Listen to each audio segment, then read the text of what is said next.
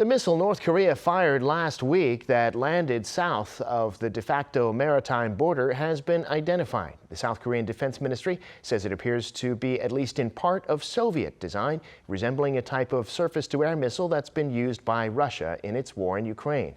Our unification correspondent Han Seong-woo has the details. South Korean military authorities have concluded that the missile North Korea fired across the de facto inter-Korean maritime border last Wednesday was an SA-5 surface-to-air missile.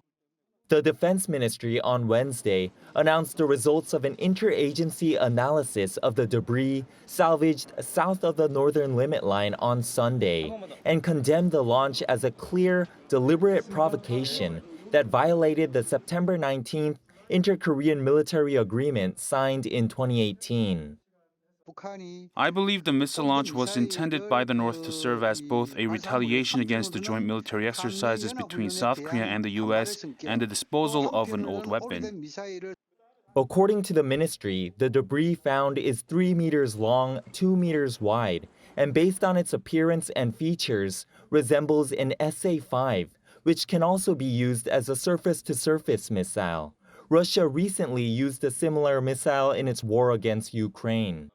It also includes damaged parts of the missile's 4 main wings, liquid fuel tank, main engine, and nozzle, and has Russian writing on it. The SA-5, developed by the Soviet Union in the 1960s, is powered by a liquid fuel main engine and 4 solid propellant supporting engines that can fly as far as 300 kilometers and reach an altitude as high as 40 kilometers.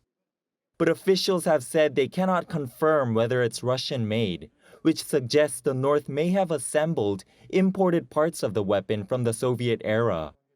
A military researcher told reporters on Wednesday that the missile's accuracy is relatively lower than that of the regime's new short-range ballistic missiles, and that its trajectory is at a range where it can be intercepted by South Korea's military.